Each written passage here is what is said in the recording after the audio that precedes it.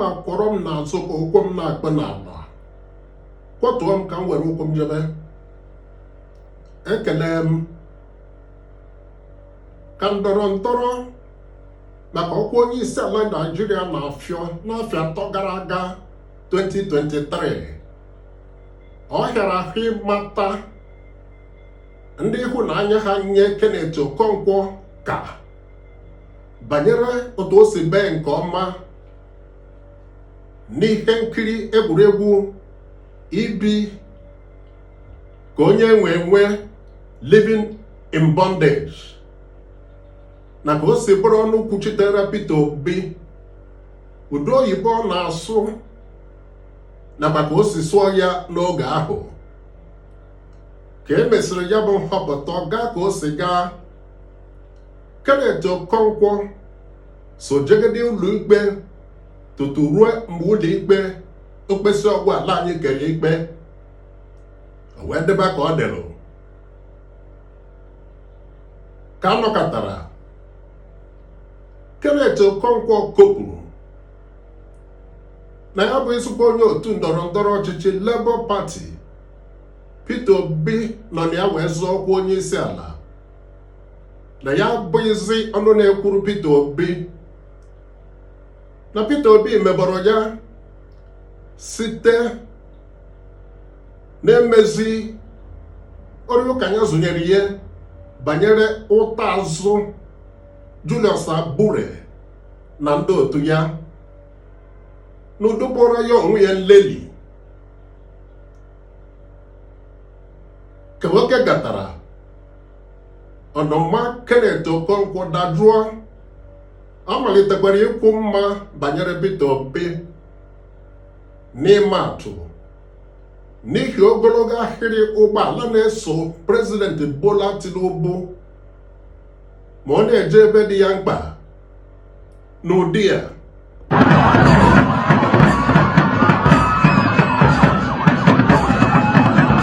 President no show.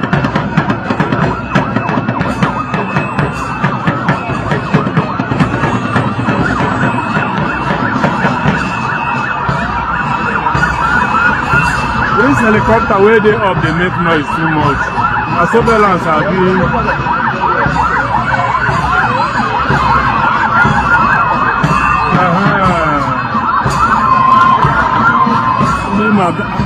Magali today.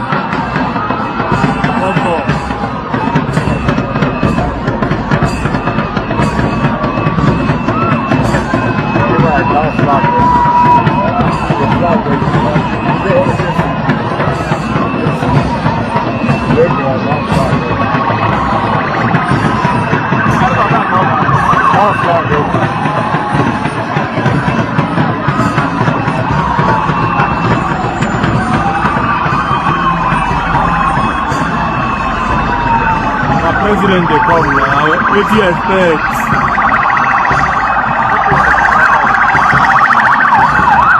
Oh boy.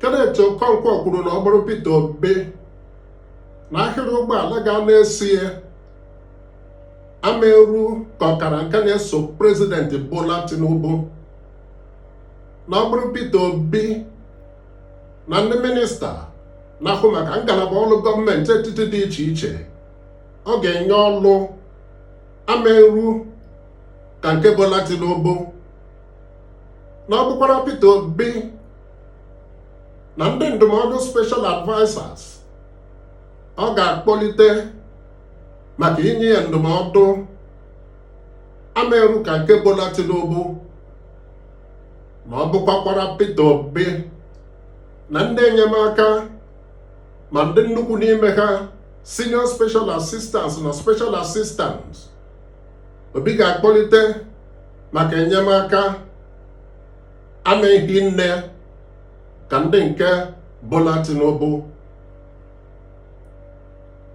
N'ọgwụgwụ afọ na-abụọ gara aga ka obodo na mbido aka Kenneth Okonkwo kwuru na eze kwesịrị gbanyere agbaghị maka ịchị Naịjirịa site n'afọ 2027 na-abịa bụ Alhaji Atiku Abubakar, na ọ mụrụ ọrụ mmụta ya n'oge o sotere President Olusegun Obasanjo n'ọkwa mgbe Obasanjo chere Naijiria, mana Obasanjo mesịrị kwuo mmadụ akpọnakwa ya aha na Atiku awụghị ya na ego ala anyị Atiku bupụrụ zụrụ inye ụmụ Naijiria erimeri afọ kwụrụ afọ. N'oge a na-eme ihe mmemme Mr. President Speaks na onyonyo telivishọn NTA, Eugene Abu na-ahụ maka ya, bụ nke a na-eme n'ọnwa President Olusegun Obasanjo kwuru na Atiku Abubakar jụrụ onye dibịa ọtụmọkpọ ihe ọ ga-eme wee memila ya bụ Obasanjo ka o were ọchịchị, na ya bụ onye dibịa ọtụmọkpọ gwara ya nie ehi nnọm 12 ahụ dị mma na o kpochiri aha. Ọ bụrụ ka ya bụ Obasanjo si sokwube ndị nna nna ya ha. Obasanjo wee sị koko mesịrị bụrụ ya bụ Obasanjo ka nọ ndụ chinchin. Ka oge na-aga, Kenneth Okonkwo bụ ọnụkata okwu kenye otu okwu na-egosi ndonye ugwu n'ebe Alhaji Atiku Abubakar nọ, mana nso nso a o duru ndị otu yi akwa anyị eji mara, duru egwu omenala wee jee kpọtụrụ Atiku Abubakar na be ya na Abuja, jiri ohere ya gosi nke o ji wee bụrụ ya n'egwu omenala.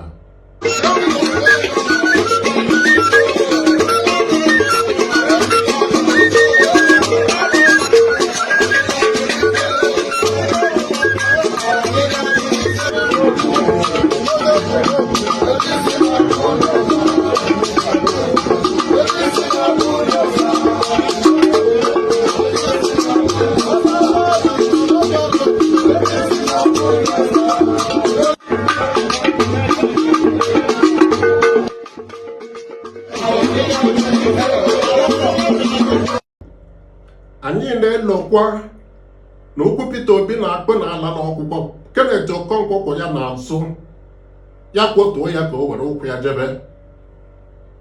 Abụ m Chukwuma Ogbonna, onye nke m. Ọ dịkwa ka iso jide m ụgwọ na-emebeghị ka mmata ka ozi ugo si amasị gị n'okere like maọbụ kọment rụọ arụ gị ụka ma ele m ya masịgara ya ndị ọzọ.